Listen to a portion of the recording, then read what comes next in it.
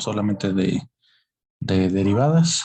Ya vamos a empezar con algunas de las aplicaciones para poder avanzar en algunos de los problemas, y la semana que viene yo creo que ya estaremos haciendo derivadas de funciones trascendentes, al menos por fórmula, y esta semana vamos a tratar de terminarla entre hoy y mañana con algunas aplicaciones.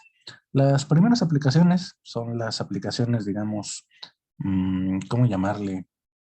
Las aplicaciones naturales, tal vez, que es el cálculo de la recta tangente, y también vamos a recordar un poquito lo que es la recta normal. Este tipo de problemas, por ejemplo, son muy importantes, sobre todo a la hora de mezclarnos con lo que es la física. Recuerden ustedes que a final de cuentas Newton desarrolló todo el cálculo para poder aplicarlo a la herramienta que él estaba desarrollando, que era la mecánica clásica, la mecánica newtoniana. Entonces, lo que nosotros vamos a hacer ahora es parte de esos ejercicios que a veces nos encontramos también en física. Por ejemplo, cuando nosotros queremos analizar alguna trayectoria o alguna posición de una partícula, y necesitamos también calcular entonces la recta normal. La recta normal, para los que lo recuerden, una de las primeras aplicaciones es, por ejemplo, cuando trabajan sobre un plano inclinado. Y entonces aquí en el plano inclinado ustedes manejan, digamos, un bloque de madera. Ese bloque de madera, para empezar, tiene un peso, que es entonces, eh, sería la masa por la gravedad. Pero además se supone que por estar en el plano inclinado, tiene entonces una componente de lo que es el peso que lo está jalando en la dirección de lo que es el plano inclinado. Pero cuando ustedes están trabajando ya con este tipo de problemas de manera más general, también necesitamos saber lo que es el componente de la normal. La normal como tal es la perpendicular entonces a lo que sería nuestro plano, a la dirección del movimiento, digamos, también podremos ponerlo de esa manera. Y la normal lo que va a hacer es que nos da entonces un componente del peso sobre el cual está actuando la fricción de este plano sobre el cual se está moviendo, una madera, un bloque de hielo, lo que ustedes quieran. Pero aquí hay una fricción. Y para calcular cómo le afecta esa fricción al movimiento de nuestra partícula o de nuestro objeto, necesitamos calcular esta normal. Bueno, pues si la partícula o el objeto se está moviendo sobre una trayectoria que ya no sea un plano inclinado, pues aún así podemos calcular todavía lo que es la recta normal. Y vamos a recordar entonces un poquito acerca de esas definiciones. Entonces, vamos a borrar aquí este pequeño esquema. Yo creo que ya los han de soñar incluso algunos de ustedes cuando lo están viendo en física. No solamente vamos a ver estas aplicaciones, también vamos a empezar a hablar acerca de, por ejemplo, derivadas de funciones implícitamente definidas, ya cuando las utilizamos en algún problema de aplicación. Ahí vamos a hablar entonces de algo que se llaman razones de cambio relacionadas. Esas razones de cambio relacionadas, a final de cuentas, la misma palabra o la misma frase les está dando la pista. En realidad no es que haya una función entre ellas, sino que más bien están mediante una relación. Y vamos a utilizar entonces otra vez lo que es la parte de la derivación implícita. Y la última aplicación que vamos a ver, yo creo que esa ya la vamos a dejar para el día de mañana, va a ser la de máximos y mínimos. Vamos a idear alguna manera en cómo podemos bosquejar con ya bastante precisión lo que es un polinomio. Y ese polinomio vamos a ver dónde tiene sus máximos, dónde tiene sus mínimos. Vamos a definir lo que se llaman los puntos de inflexión, que son los puntos donde cambia la curvatura de estar curveada hacia arriba la gráfica de una función. Ahora en un punto de inflexión cambia esa curvatura y ahora la curva se ve hacia abajo. Es decir, nosotros tenemos algo así, ¿no? Más o menos. Entonces, en este punto de inflexión, de estar la curvatura hacia arriba, de repente cambia a estar hacia abajo. Así es como vamos a definir lo que es el punto de inflexión. Pero bueno, eso lo vamos a hacer mañana. Para los que recuerdan su curso de cálculo, lo vieron hasta el final, lo que era todo eso de máximos y mínimos y puntos de inflexión. Y mañana vamos a ver por qué funciona el criterio, por ejemplo, de la primera derivada. Y vamos a dar también el criterio de la segunda derivada, pero en principio el que nos va a interesar mucho es el criterio de la primera derivada. A partir de él, a partir de cómo se comporta la tangente de una gráfica, de una función, vamos a ver cómo podemos utilizar ese comportamiento para realizar la gráfica. Para la parte entonces de la tangente, nada más déjenme, me acabo de acordar, ya después de esta enorme introducción, de que hay que grabar. Recording in progress. Ahora sí. Les decía entonces, nuestras primeras aplicaciones van a ser estas, la recta tangente y la recta normal. Entonces, para la recta tangente no vamos a tener ningún problema. Nos están dando los puntos sobre los cuales queremos la tangente. Generalmente así va a ser. En los puntos donde estamos trabajando con una función, por ejemplo, con este ejercicio 4, lo vamos a hacer ahorita, a lo mejor ni siquiera es necesario que nos den lo que es la ordenada. Igual y con que nos den la pura abscisa es más que suficiente. Porque como es una función definida de manera explícita, pues si nosotros sabemos cuánto vale la x, únicamente sustituimos, hacemos las operaciones correspondientes y vamos a saber cuánto vale la y. Es decir, la ordenada a ese punto. Así que va a ser algo muy común que en este tipo de ejercicios, si trabajamos con funciones explícitas, pues no sea necesario ni siquiera que nos den las dos coordenadas. Con que nos den la abscisa, con eso es suficiente. Pero en los que sí están definidos mediante alguna función definida implícitamente, por ejemplo, la mayoría de estas, la 8, 9, 10, incluso la 5, la 3, la 2, la 1 también. En esa sí vamos a pedir que nos den las dos coordenadas, tanto la abscisa como la ordenada del punto. Vamos a recordar entonces de qué se trata esto del cálculo de la tangente. Bueno, pues todo proviene otra vez de Leibniz. Acuérdense que nosotros habíamos visto que la derivada Leibniz la plantea como lo que es aquí. Tenemos una tangente, la vamos a llamar t al punto de tangencia. Y entonces, bueno, esta es una t y ahorita definimos la normal. Y para este punto t, que es el punto de tangencia, el punto que comparten la tangente y la función de no, al revés, la gráfica de la función, la pendiente m de t, así la ponemos, es igual a la derivada, de hecho, f de x aquí, a la derivada respecto a x de f, pero evaluada en el punto t, o en xt le vamos a poner, en la abscisa de hecho. Porque aquí generalmente vamos a hablar de lo que es una función definida explícitamente. Entonces, la derivada, por eso fue que la construimos aquí, perdón, por la notación. Y por definición incluso, dijimos, es la pendiente de la recta tangente a un punto de la gráfica, bla, bla, bla, bla, bla.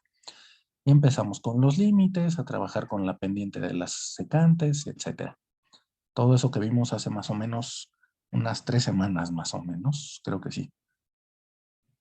Ahora bien, si nosotros ya tenemos la pendiente y tenemos el punto T, vamos a utilizar entonces T en forma punto pendiente. Es decir, ¿alguien recuerda cómo era la forma punto pendiente cuando lo vieron en geometría analítica? ¿Es y menos y1? ¿Es esa o esa más? Sí, a ver, dígamela. Es y Y menos menos Y1. y1 igual a la pendiente que se representa con m, que Ajá, multiplicada por m, no, digo por x menos x1. muy bien, X menos X1. Muy bien. Ahora bien, si se fijan aquí, estas respuestas están en forma general. La forma general, recuerden que es A por X más B por Y más C igual con 0, donde A, B, cumplen con ciertos criterios. De preferencia, no hay fracciones más bien, porque aquí, en realidad, al menos en estos ejercicios, incluso podemos ver que son números enteros. Pero la verdad es que lo único que pedimos es que no haya fracciones.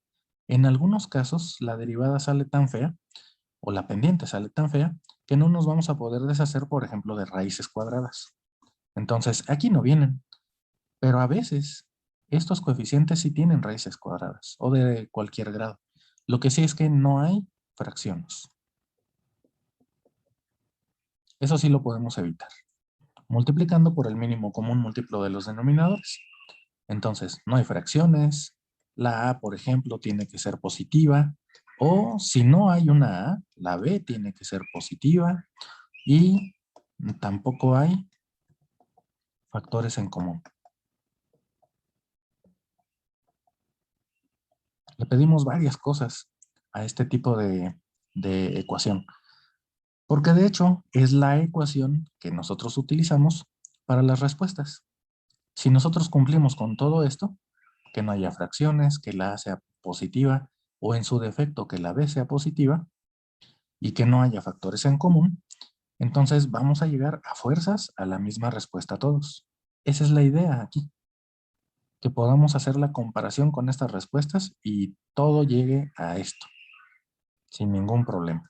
De hecho, chequen las respuestas y van a poder ver que efectivamente la A siempre es positiva, a veces la B es negativa, pero aquí, por ejemplo, en este ejercicio 7, así como lo pueden ver, en el ejercicio 7 no tenemos, por ejemplo, la A en esta primera ecuación y en la segunda no tenemos a la B. De hecho, aquí pasa algo raro, porque pareciera ser que, según esto, la recta tangente debería ser una recta horizontal, mientras que la recta normal tendría que ser una recta vertical, x igual con 0. Entonces aquí tengan cuidado con este ejercicio 7. Y bueno, también, aprovechando que ya andamos en eso, pues vamos a definir lo que es la normal. Entonces, la recta normal, vamos a definirla así, y aquí vamos a evitar que corte lo que teníamos escrito, es nada más la recta perpendicular a la tangente en el punto de tangencia. Así nada más. Se supone que la tangente, luego por eso también utilizamos ese término de salirnos por la tangente. La tangente es una manera natural sobre la cual podemos ver cómo se está moviendo nuestra partícula o nuestro objeto. Si de alguna manera aquí nosotros estuviéramos llevando un carro sobre esta carretera y el carro lleva algo amarrado atrás, digamos un camper o algo así, una carretilla, no sé, y de repente justo en esta curva se rompiera lo que está amarrando a la carretilla, el movimiento natural de la carretilla sería sobre la tangente. Eso es lo que nos está diciendo todo esto también. Eso se supone que lo ven en física, es parte de lo que uno les enseña en esos cursos, que la tangente en realidad es cuando deja de haber una fuerza que actúe sobre la partícula. Bueno, sigue habiendo movimiento, pero ahora es un movimiento rectilíneo uniforme sobre una línea recta, ya no sobre una curva. Cuando deja de actuar cualquier fuerza sobre una partícula, ahora tenemos aquí esto. Entonces se sale de aquí. Y la normal entonces es sobre ese mismo punto de tangencia la recta perpendicular. Y entonces n, para empezar, también está en forma punto pendiente. Por cierto, aquí, déjenme hacer un pequeño cambio, porque estos en realidad no son y1 y x1 cualquiera, son yt y xt, es decir, los del punto de tangencia. Ahora sí, ¿por qué lo cambié? Bueno, porque esta forma normal, pues también utiliza ese mismo punto de tangencia, también pasa por ahí. Solamente que si estamos hablando de la perpendicular, ¿alguien recuerda qué característica tiene la pendiente de una perpendicular? Que su multiplicación por la otra es -1. Muy bien. Esa es una manera, esa es una de las formas en cómo representamos. Entonces aquí m por m perpendicular es igual con -1. ¿De qué otra manera podríamos verlo? Por ejemplo, viéndola aquí m normal. No, así lo dejamos nada más. Por ejemplo, haciendo un despeje. M de la perpendicular. ¿Quién sería entonces?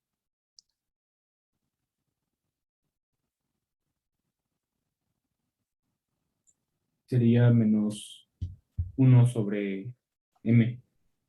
Muy bien.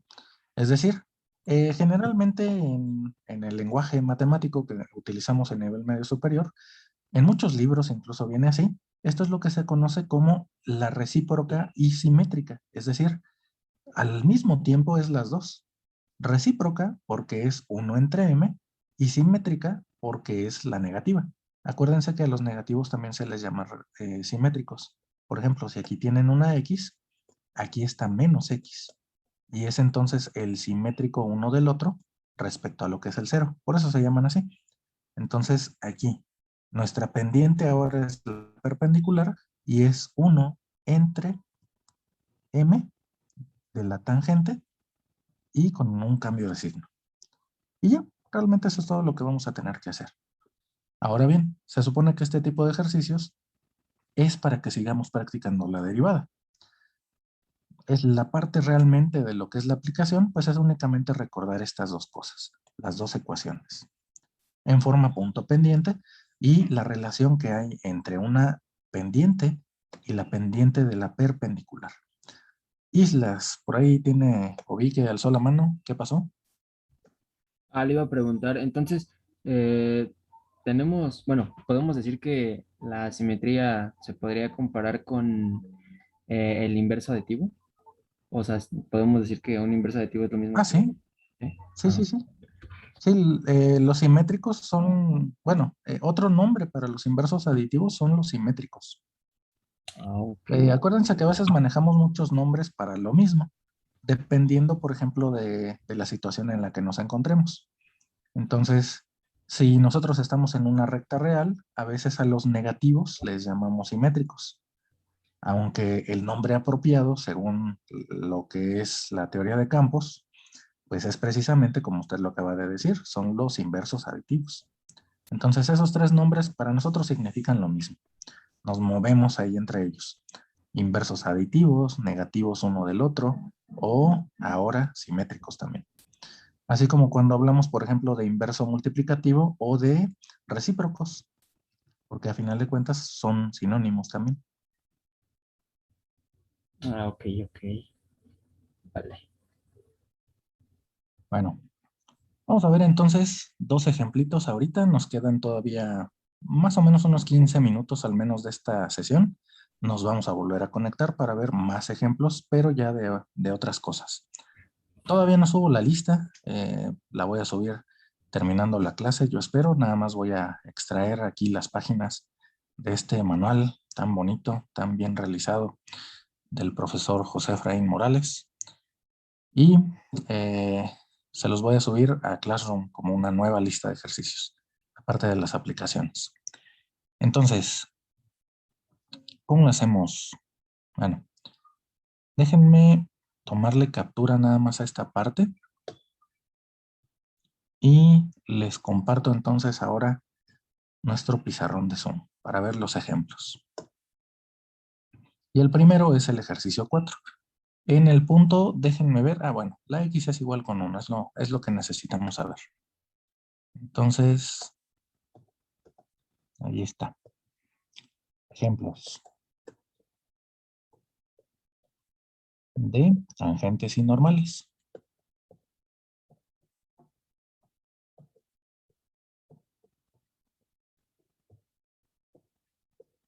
Y bueno,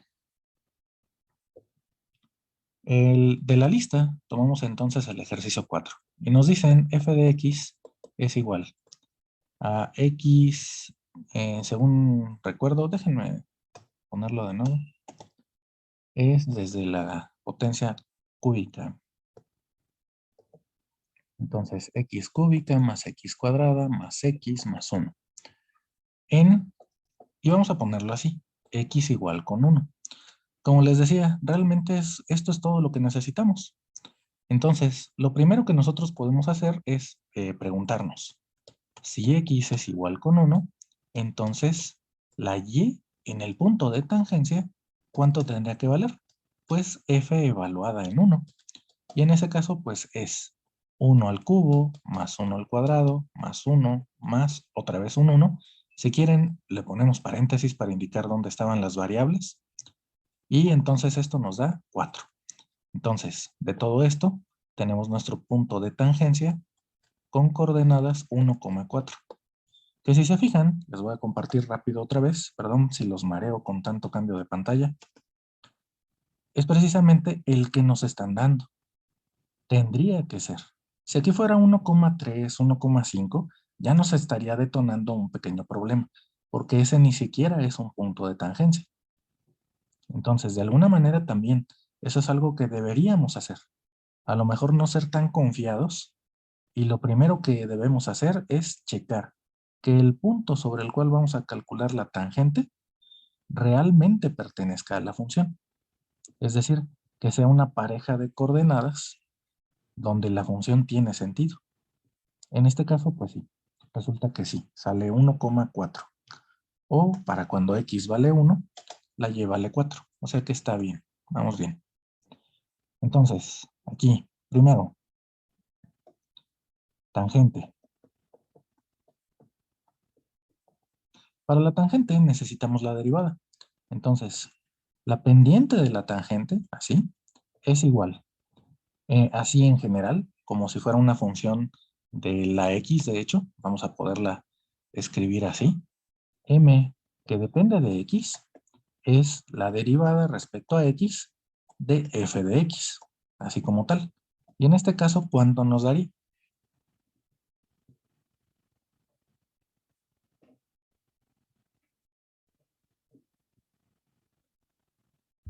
De la verde, ¿verdad, profe? Sí, Es 3x al cuadrado más 2x más 1 y ya. así es. Es decir, es la derivada de este polinomio. Ya sabemos, siendo un polinomio se deriva muy fácil, muy bonito.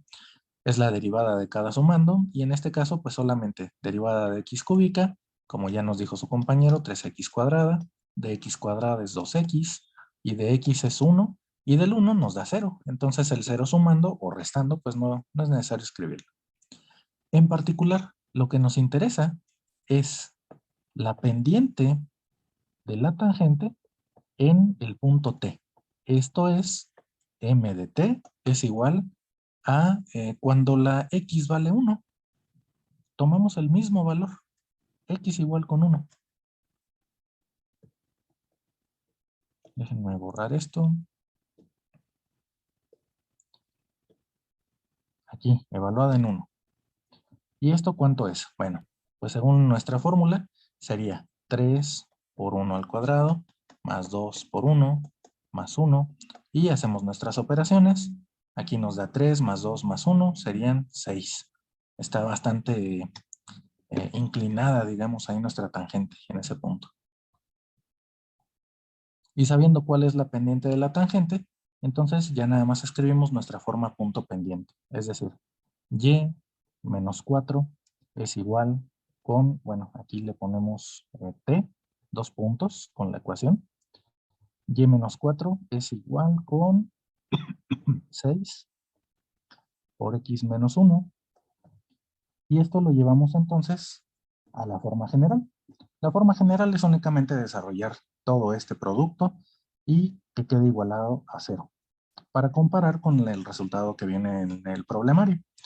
¿Qué es lo que vamos a hacer? Aquí, por ejemplo, tenemos 6x, nos queda un menos 6 de este lado, y del lado derecho, para igualar a 0, lo de que está en el lado izquierdo lo tendríamos que mover, entonces quedaría negativa la y el menos 4 que aquí está restando nos queda sumando.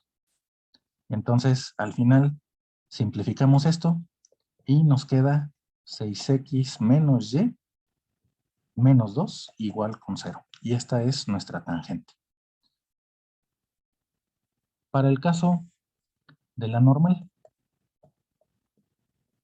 pues solamente es volver a aplicar lo mismo, pero ahora en este caso vamos a tener una pequeña adecuación de lo que es la pendiente. Ahora, la normal, 2 puntos, es y menos 4 igual con, y la pendiente ahora ya no es 6, sino que es menos 1/6. Es decir, la simétrica y recíproca de 6 por x menos 1. Y en este caso lo que nos conviene es multiplicar todo por 6. De tal manera que ahora nos queda 6 por y.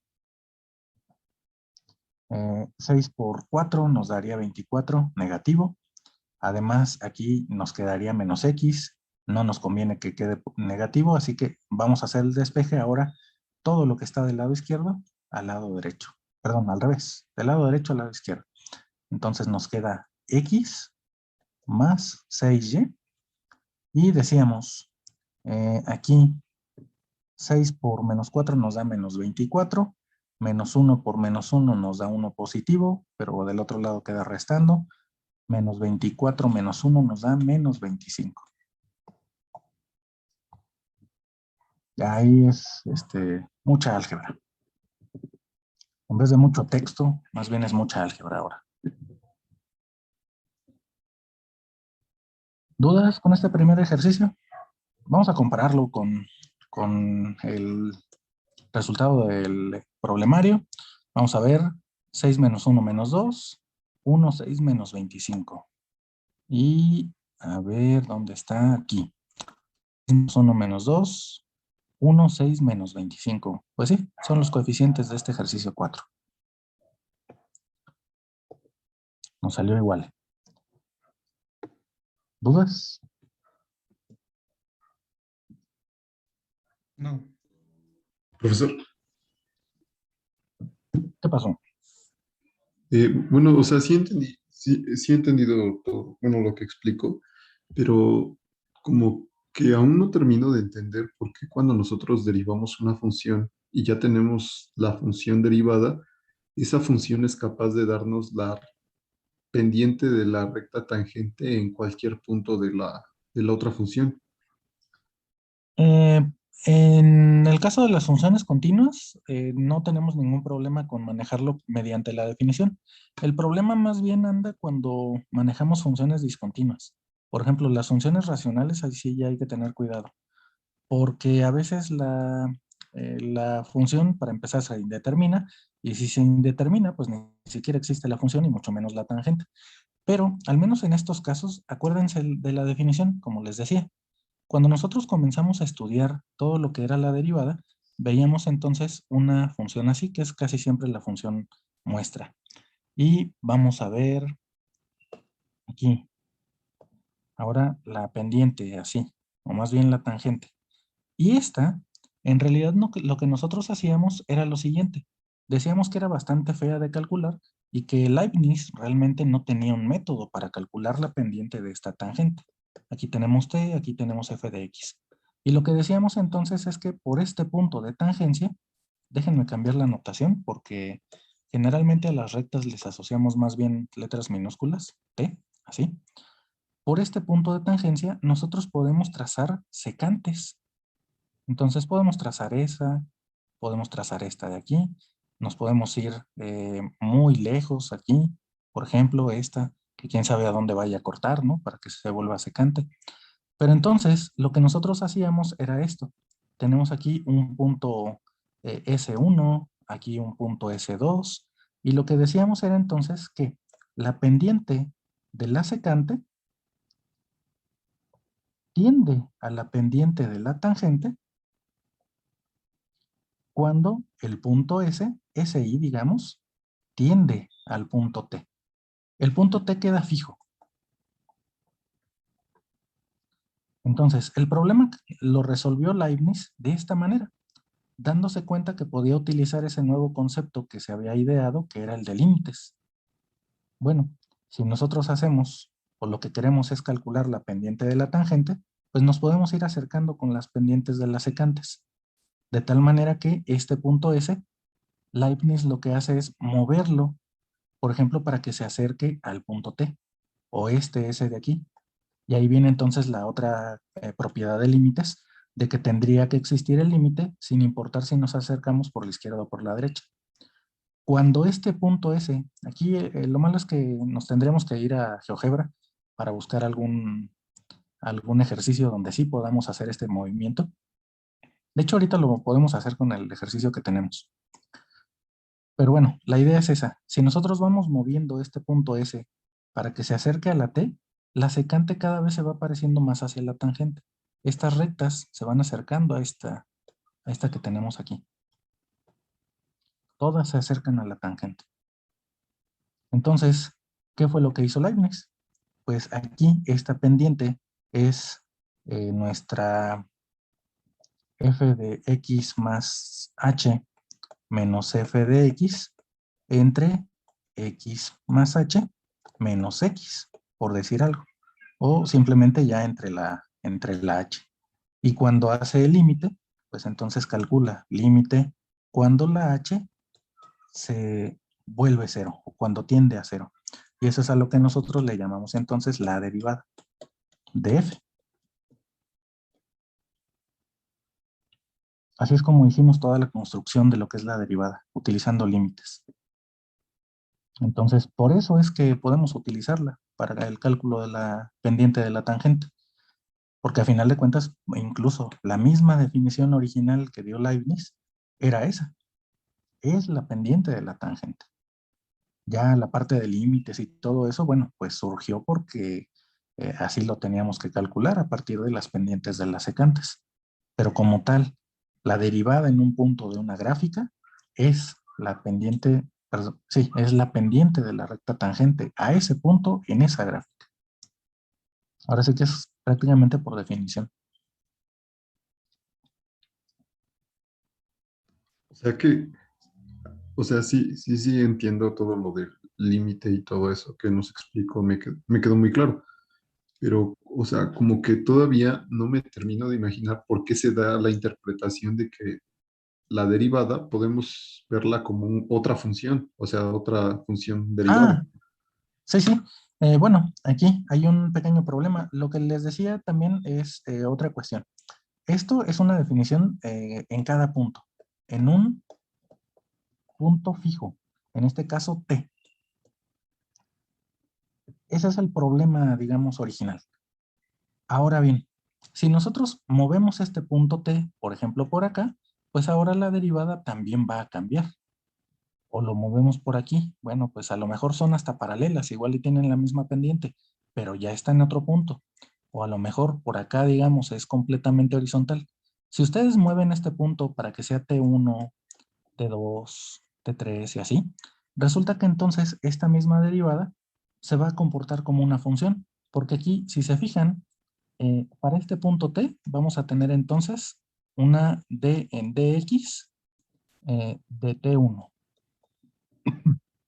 Aquí igual, en este punto tenemos una D en dx, es decir, una pendiente en T2. Aquí también. Es decir, para cada punto ustedes pueden calcular la derivada. O sea que lo que están haciendo prácticamente es a cada valor de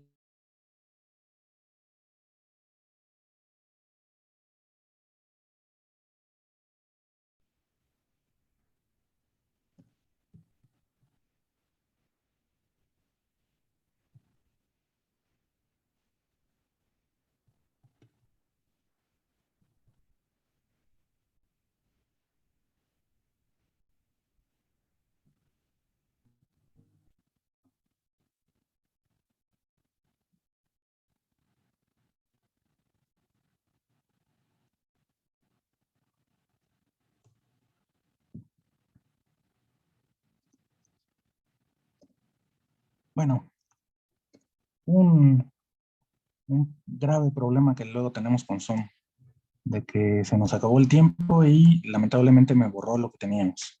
Entonces, vamos a platicar ya directamente sobre lo que es la función.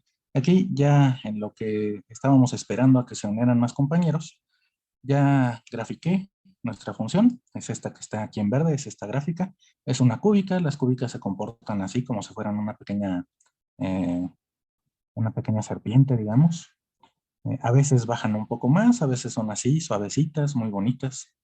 Entonces, en este caso, además, tenemos nuestro punto 1,4. Vamos a escribirlo aquí.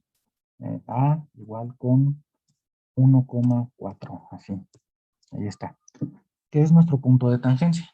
Sobre ese punto de tangencia, nosotros podemos darle zoom, todo lo que ustedes quieran, y ahí solamente toca en ese punto.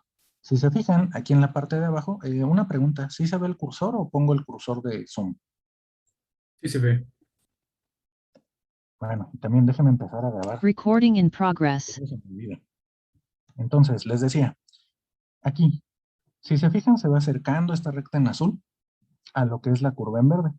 Aquí de plano se pierde porque la gráfica de la curva en verde, la gráfica de la cúbica, la verdad es que ya está muy suavecita en este lado. Pero aquí todavía se ve que entonces se empiezan a separar en la parte ya de arriba. Ahora bien, la azul es la recta, tangente, mientras que la que está en rojo es la recta perpendicular. Ambas pasan por el mismo punto. Pues podríamos sacar nuestro transportador, aunque sería un poco complicado porque a veces, sobre todo cuando estamos trabajando en una pantalla, a veces cambian las proporciones entre la X y la Y. Entonces, no es realmente algo que tenga un ángulo de 90 grados, pero bueno, vamos a confiar que aquí, si sacáramos el transportador, habría un ángulo de 90 grados. Ahora bien, sobre esta misma gráfica,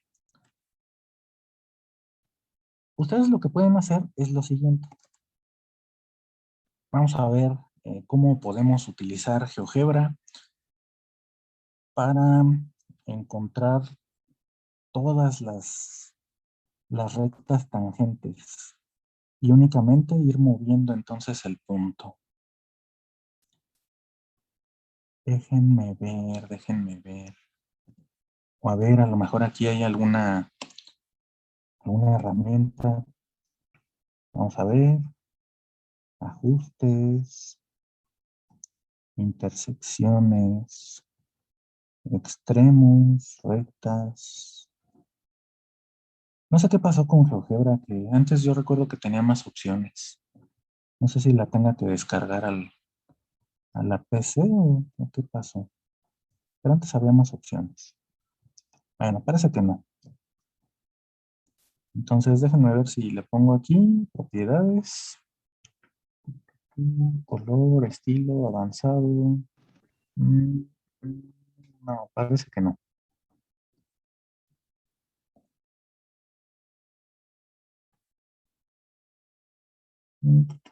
Coordenadas, grados, orden de construcción, no, parece que no. Bueno, aquí, por ejemplo, cuando x vale menos 1, si ustedes recuerdan, lo que nosotros podríamos hacer era lo siguiente. Podríamos poner y menos, ahora sería 0, es igual con, y nuestra pendiente dependía entonces de nuestro valor de la derivada en x. Entonces, cuando la x vale menos 1, la derivada, ¿cuánto era? Vamos a ver. Den de x, de f de x, era 3x cuadrada más 2x más 1, ¿verdad? Entonces, si vale menos 1, esto sería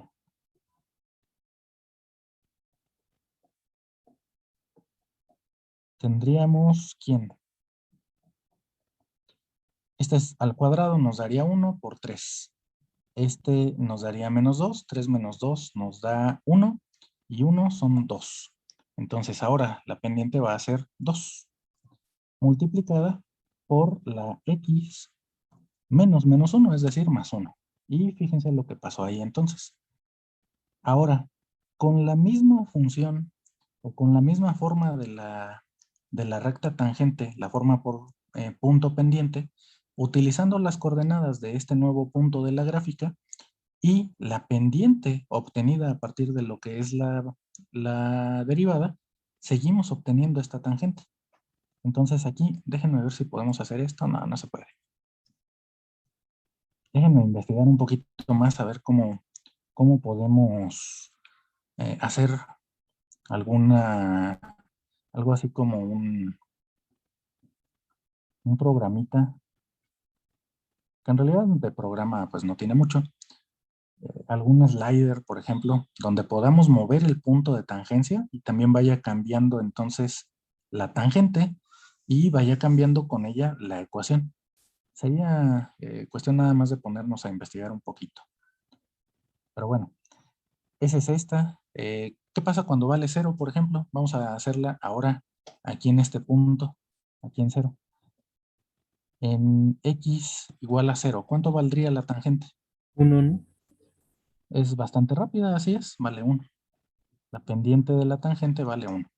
Entonces, otra vez, podemos hacer otra ecuación de tal manera que sea y menos 1, que es el punto que le corresponde a la y menos 1, igual con la pendiente que es 1 por x menos 0.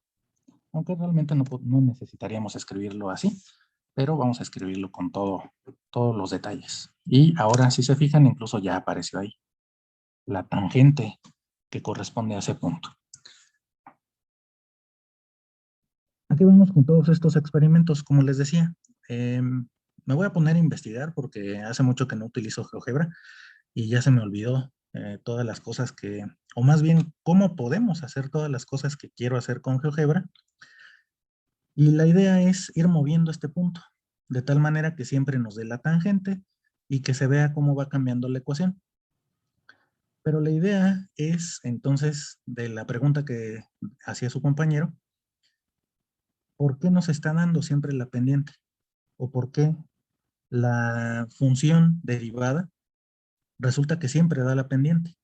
Bueno, si nosotros cambiamos de punto, vamos a cambiar de valor, aquí el valor que tiene la función, pero la misma definición que nosotros estuvimos trabajando nos da la pendiente de la tangente. La derivada es la pendiente de la tangente, ya no solamente en un punto. Si ustedes ya se fijan en puntos en específicos, cualquiera de ellos siempre va a funcionar porque así es como la definimos. Ahora sí que no nos quedó de otra. La forma en cómo estamos definiendo a la derivada de la función, ahora de la función, de manera puntual, resulta que sigue funcionando ya de manera general, para cualquier punto de nuestra función.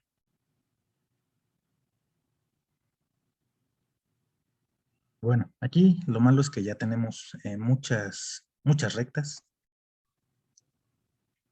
Podríamos irlas quitando, por ejemplo, a lo mejor quitar esta de acá, y ahí tenemos solamente las tangentes. Ir quitando algunas de repente.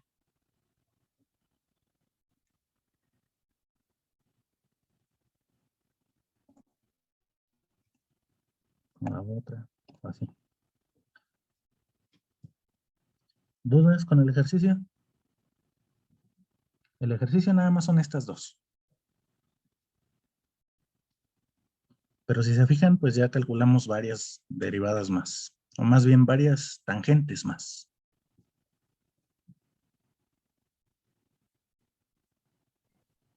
O sea que, bueno, ya como que ya me quedó más claro que esa pendiente de la recta tangente va formando como otra función, ¿no? Ya cuando se grafican todas esas rectas. Sí, sí, en realidad ya la derivada es la pendiente de cualquier recta tangente. Ya cuando la vemos como una función, nos va a dar la pendiente en cualquier punto. Ahora bien, este es el aspecto geométrico, el aspecto del problema de Leibniz. En realidad lo que hace Newton es un poquito más complicado, porque lo que hace Newton es decir, bueno, si ahora esta función me está dando la posición de una partícula en un momento determinado del tiempo, pues resulta que la pendiente ahora es la velocidad. Newton no calcula las tangentes. A Newton lo que le importaba era calcular la velocidad. Entonces, por ejemplo, si nosotros estamos trabajando aquí con unidades de metros sobre segundo, en X están los segundos, en Y están los metros, estaríamos calculando el movimiento de una partícula, por ejemplo, en una recta. Esto es rectilíneo nada más, es en una sola dimensión. Pero a partir de lo que es en una sola dimensión, ya mediante análisis vectorial, podemos hacer el cálculo en cualquier cantidad de dimensiones, incluso más de 3, aunque eso ya está un poco más complicado. Pero entonces, lo que hace Newton es aquí. No me interesa cuál es la tangente, lo que me interesa es la derivada, porque resulta que la derivada es la velocidad instantánea que lleva la partícula al estarse moviendo. Aquí, si se fijan, incluso podríamos hacer un pequeño análisis. De alguna manera, si nosotros nos vamos alejando de lo que es el origen y le damos zoom aquí, la recta tangente tendría que irse haciendo cada vez más y más y más inclinada. Eso lo que nos estaría diciendo es que en realidad la velocidad de la partícula se va haciendo cada vez más y más grande. Entonces, ese es el otro de los aspectos con el cual vamos a trabajar estas aplicaciones. El primero es, primero, un aspecto geométrico, pero más adelante vamos a ver algunos ejemplos de cálculo de velocidades. Y las velocidades van a ser eso. De manera newtoniana, las velocidades ahora son la derivada también. Resulta que los dos problemas eran análogos y se estuvieron peleando ahí quién sabe cuántos años, diciendo que uno había inventado el cálculo que el otro antes. Y pues realmente resolvieron los dos un mismo problema, pero con dos aspectos diferentes. Profe, y usted como tal, ¿a quién, o sea, en su punto de vista, a quién denomina como el padre del cálculo? Pues es que es muy complicado. Históricamente se supone que hay unas notas por ahí que Newton hizo cuando tenía unos 16, 18 años, que fue cuando se le ocurrió también todo lo de la gravedad, el problema de cuál era la fuerza que impulsaba los objetos a caer hacia abajo siempre de la Tierra. Y ya había desarrollado las ideas iniciales de lo que era el cálculo, al menos el cálculo diferencial. Entonces, el problema es que Newton al parecer era demasiado retraído y nunca dio a conocer todas esas cosas. Hasta que llega Leibniz unos 15 o 16 años después, plantea el problema, lo resuelve, lo encuentra así muy bonito. Y Newton sale con que él tenía las notas y él ya lo había resuelto años antes. Y ahí el problema pues se volvió un problema, como siempre, en Europa, de británicos contra el resto de Europa, continental y la isla, digamos. Y el problema es que pues los británicos en ese momento eran muy poderosos y al final pues terminó ganando Newton, ¿no? Además de que Newton pues ya tenía muchísimo más renombre que Leibniz. Leibniz no era matemático, era abogado, pero aún así hizo muchísimas cosas por el cálculo.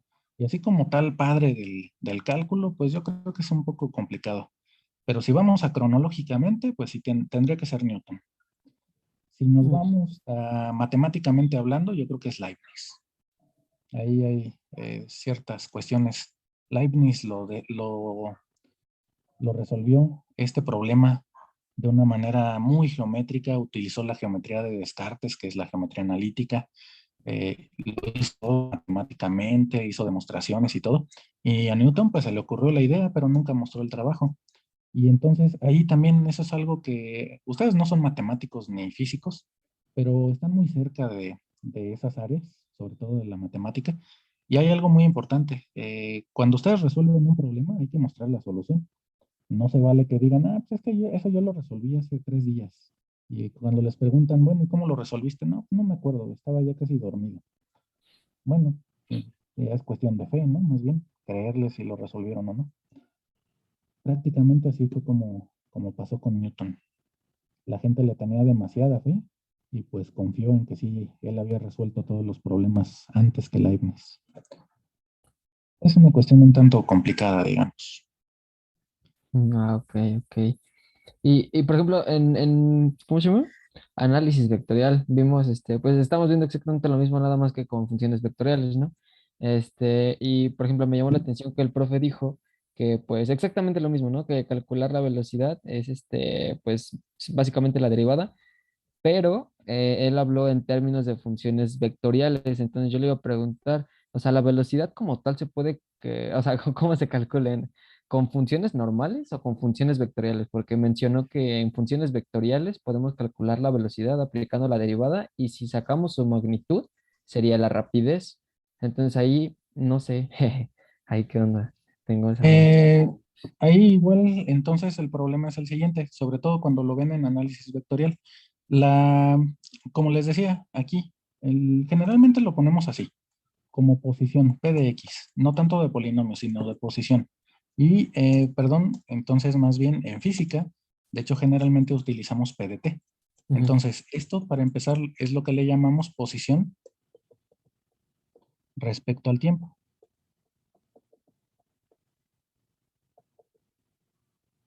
Pero esta posición entonces puede ser una función solamente en una variable y que al final solamente nos da un escalar. Como tal, si es un escalar, solamente estamos trabajando en R. Entonces aquí, por ejemplo, como la que teníamos antes, digamos una x cuadrada más 1, para no complicarnos tanto. Ahora bien, esto solamente es una función, solamente es una variable, es en un escalar. Como vector, es un vector unidimensional, es decir, es un escalar. Entonces, la velocidad y la rapidez ahí coinciden, son exactamente lo mismo. El problema que nosotros tenemos es cuando la P de t en realidad es una función vectorial. Es decir, tenemos aquí x, y y z. Ah, perdón, les decía, esto es una t. Y entonces, esto es lo que en cálculo vectorial le llaman, y que ya platicamos un poquito acerca de ellas, son funciones paramétricas o parametrizadas. Aquí, por ejemplo, en X, a lo mejor se vuelve como T nada más. En, en Y, a lo mejor es T cuadrada. Y en Z, a lo mejor es 2T más 1, por ejemplo. Una lineal, otra lineal y en medio una cuadrática. Eso lo que va a originar es que entonces en 3 dimensiones, ahora sí podemos modelar nuestro movimiento de la partícula, incluso va a ser vectorialmente. Cuando nosotros hablamos de lo que es la derivada, en realidad tenemos que derivar estas 3 funciones. Por eso es importante la parte de cálculo, porque a final de cuentas la derivada en un punto para calcular la velocidad es la derivada en cada una de estas funciones. Pero entonces, aquí, ¿qué es lo que vamos a tener? Pues la velocidad, siendo la derivada puntual en cada uno de estos valores, es 1, 2t, 2, así nada más. Esa es la velocidad. Y por ejemplo, cuando andamos por acá, en un punto con coordenadas x y z, pues va a resultar ser un vector. Y ese vector además nos está indicando hacia dónde va. Si ustedes lo quieren expresar como una suma de 3 vectores, pues esos vectores son precisamente estos 3, las componentes. En cada una de las dimensiones sobre las que están trabajando, llevan una velocidad.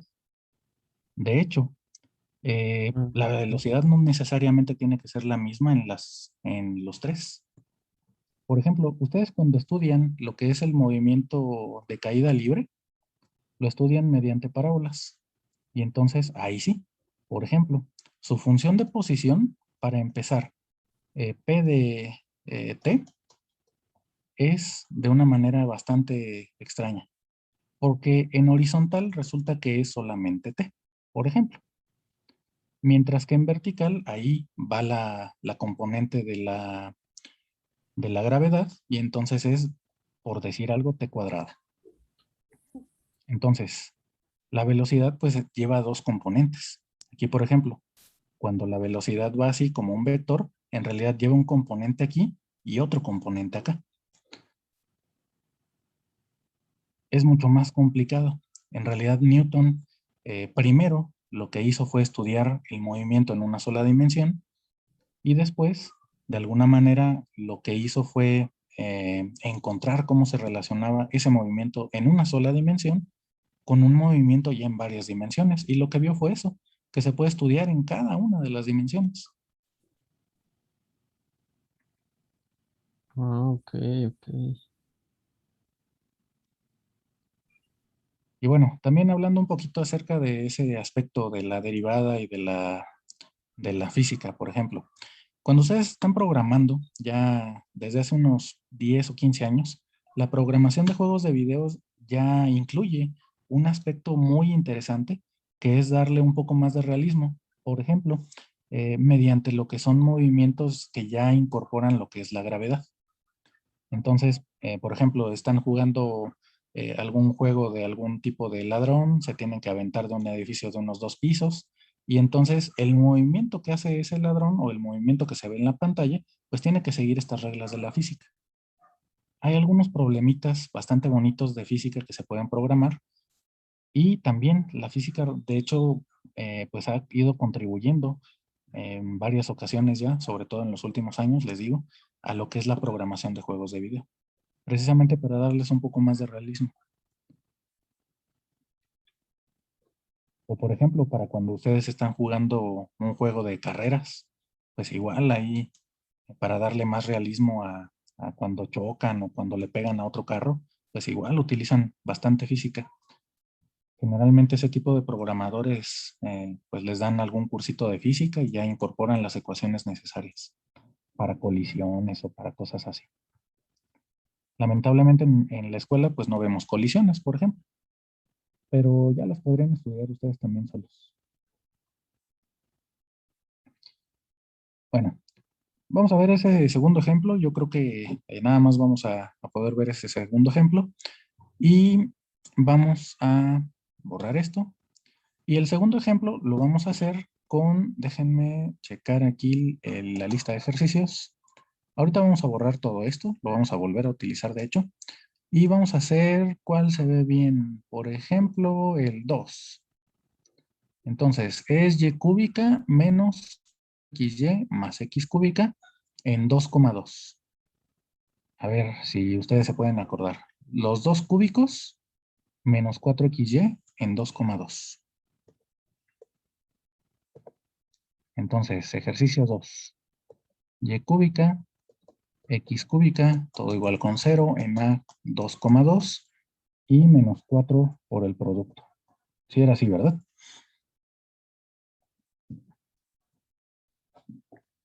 Sí. Vamos a checarlo. Sí, sí era así. Entonces, en estos casos, pues no nos queda de otra. Para calcular la tangente y para calcular la normal, tenemos que hacer una Lo, derivación implícita. lo dejó cuadrado, profe, la X. Ah, perdón. Gracias. Sí. Entonces, al cubo. Gracias. Derivación implícita, no hay de otra. Calculamos la derivada.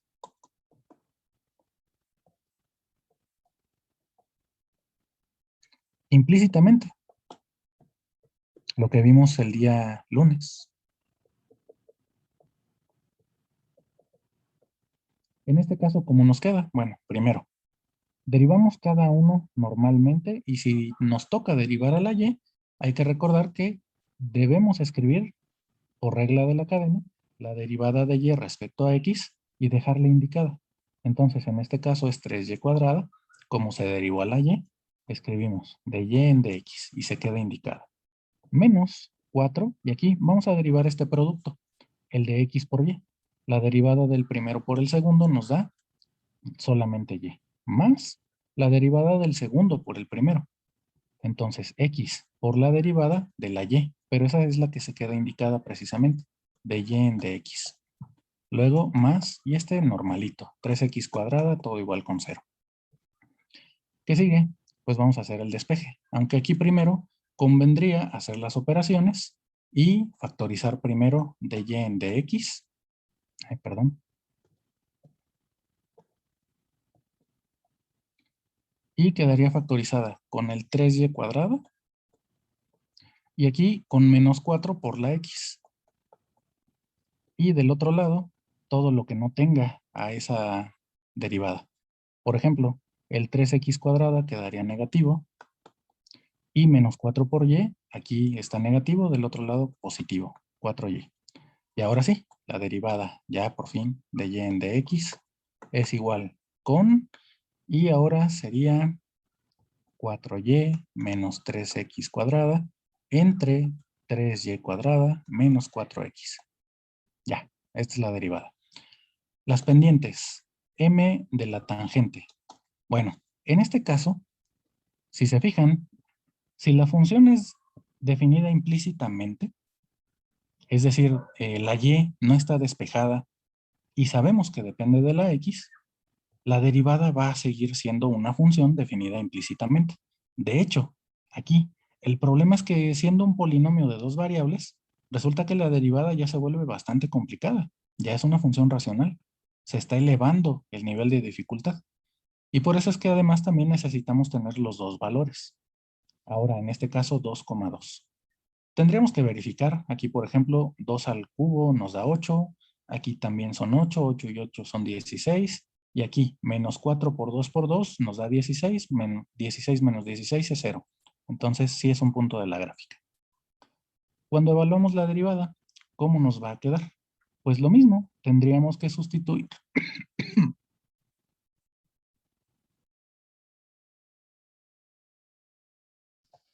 Ay, perdón, no sé qué me pasó.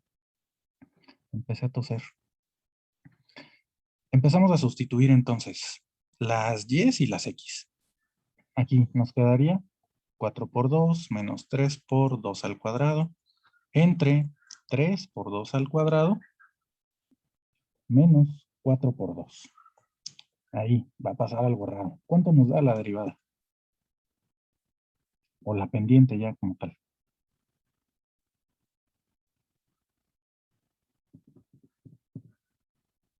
-1. Así es. Aquí, a lo mejor sin hacer tanto cálculo, igual y podríamos haber visto que nos da -1, porque si se fijan, lo de arriba es exactamente igual que lo de abajo. Entonces la pendiente es -1. En este caso al menos. En otro punto puede que no sea así. Y la pendiente de la perpendicular, de la normal, tendría que ser entonces -1. Ah, no, al revés, perdón. Va a dar lo mismo, pero hay que escribirlo bien. -1 entre -1. Es decir, 1. Y el punto es 2,2. Entonces, aquí la tangente tendría que ser primero y menos 2 igual con -1 por x menos 2. Vamos a dejarla así. Ya después nos tocará hacer la comparación. Y la normal ahora es y menos 2 igual con 1 por x menos 2. Estas dos igual las vamos a graficar. Vamos a graficar nuestra función en GeoGebra para comprobar, al menos gráficamente, sin necesidad de hacer la gráfica a mano, que de verdad estamos calculando la tangente y la normal. Entonces, nos vamos a GeoGebra ahora. Nada más déjenme guardar esto. Y nos vamos a GeoGebra. Entonces, aquí, borramos todo de una vez. Y escribimos nuestra ecuación. Es y cúbica, luego menos 4x por y, más x cúbica, todo igual con 0. Y ahí sale, miren nomás, qué cosa tan bonita salió. Justo el folio que les platicaba la otra vez. O uno parecido al menos. Y en 2,2, bueno, vamos a hacer más grande esto. Justo en 2,2, vamos a poner ese punto en 2,2.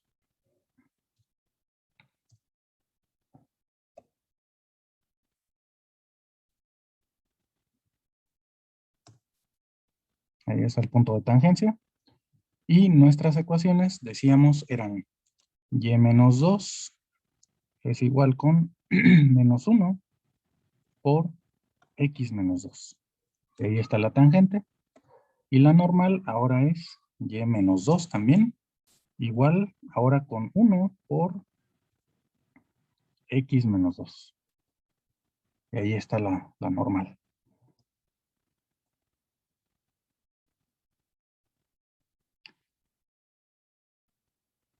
¿Dudas?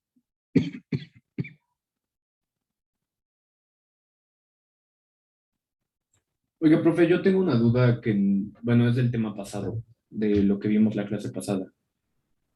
Ajá. En una función implícita, ¿cómo se puede saber si un punto dado está en esa curva? Hay que evaluar. Tendríamos que evaluar y se tiene que cumplir la función. Aquí, por ejemplo, un punto que no está aquí en esta gráfica, vamos a ver, es, digamos, el 3,3. Este punto. Entonces, este punto está fuera de lo que es la gráfica. Si nosotros evaluamos en 3,3, nos quedaría 3 al cubo menos 4 por 3 más 3 al cubo. Entonces, estos son 27 y 27, son 54. Y 4 por 9 nos da 36. ¿Y esto es igual a 0? Ah, ok, sí. Sí, es No, que ¿verdad? ya quería verificar si en las funciones implícitas era lo mismo. Gracias. Entonces, para funciones explícitas, es relativamente sencillo. Nosotros ponemos un valor para X y siempre obtenemos un valor para Y. Pero en el caso de funciones implícitas o definidas implícitamente, verificar que un punto está en la función es verificar que se cumple la función realmente o la ecuación. Porque aquí generalmente hablamos de ecuaciones, no es tanto así una función. Es una ecuación, es una relación entre las dos variables. Y sobre todo si lo vemos desde el punto de vista de geometría analítica, pues pasan cosas como esta, ¿no? Aquí, por ejemplo, una recta vertical cruza en 3 puntos. No solo en 2, solo a veces ya con 2 puntos ya decíamos que no era función y esta resulta que corta en 3. Entonces pasan ya cosas raras con funciones implícitas. Pero estas cosas raras, de hecho, esto se puede parametrizar.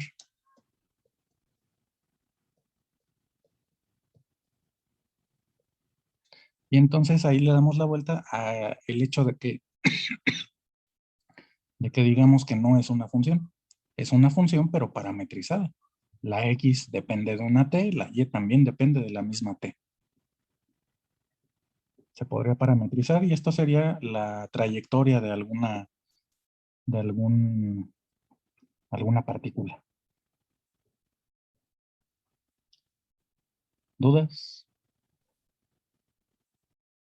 Por ejemplo, en la derivación implícita, cuando tenemos las dos variables y tenemos que aplicar la regla del producto, se tiene que respetar forzosamente ese orden de primero la derivada de la primera por la segunda y la segunda por la derivada de la primera, o es conmutativo esa operación. Pues es una suma, entonces es conmutativa. Ah, ok. La Así, que si no no me es acuerdo, lo conmutativa es puedo la hacer del... como. Ajá. Ajá, ¿qué? Entonces si no me acuerdo, o sea, nada más, o sea, ya sé que es una por la derivada de la otra y la otra por la derivada de la otra y ya me sale, ¿no? Aunque no me acuerdo. Sí, Ah, sí, así es. ok. De hecho, el problema más bien lo tenemos con el cociente, porque Ajá. con el cociente ahí sí tiene que ser en un orden específico. Si ustedes recuerdan la derivada de respecto a x de f entre g, esta es, con el cociente no hay problema, o más bien con el denominador, es g cuadrada. Pero esta sí es g por f' Y el resto, menos ¿no? f por g'. Aquí sí importa el orden. Sí. Aquí sí es muy importante. Es, es el denominador por la derivada del numerador menos el numerador por la derivada del denominador. Aquí sí es importante el orden. Ok, ok. Vale. Y bueno, pues ya no nos va a alcanzar para ver un ejemplo de funciones, pero voy a extraer las páginas de ese problemario para que ya puedan ir avanzando con ahora aplicaciones de rectas tangentes, rectas normales. Y mañana en la clase vamos a comenzar con algunas aplicaciones ya a problemas, algunos de física, algunos otros, ya no de física, pero de algunas otras áreas tal vez. Y yo esperaría al final de la clase que nos dé un poco de tiempo para hablar acerca de lo que son los criterios para máximos y mínimos. Y todo va a tener que ver otra vez con cómo se comporta la derivada. Vamos a trazar aquí una función. Vamos a ver, por ejemplo, aquí en este valor máximo y en este valor mínimo, al menos máximos y mínimos locales, resulta que la derivada se comporta de una manera muy, muy bonita. La derivada en los máximos y en los mínimos, ¿cómo es?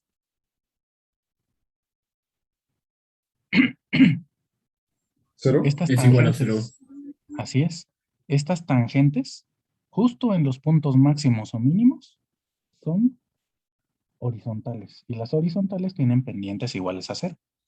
Entonces, la gráfica nos va a decir mucho acerca de cómo podemos utilizar la derivada para calcular precisamente dónde están estos puntos. De hecho, si ustedes recuerdan, cuando calculan lo que son estos puntos notables, como se les llama, justamente no saben si es un máximo o es un mínimo. Y por eso les llamamos así, puntos notables. Porque en realidad la derivada no nos dice eso. Vamos a tener que estudiar más comportamientos para saber si se trata de un máximo o un mínimo o un punto de inflexión. Vamos a tener 3 casos. Aquí, la pendiente es positiva y se vuelve negativa. Va a ser un máximo. De ser pendiente negativa y pasar a positiva, se vuelve un mínimo. Pero vamos a ver qué pasa con los puntos de inflexión. Pero eso lo vamos a ver mañana. Así con la grafiquita va a ser algo muy rápido. Entonces, lo dejamos hasta aquí y nos vemos mañana. Gracias, profe. Hasta luego. Nos vemos hasta mañana. Gracias, hasta luego. A ustedes, nos vemos.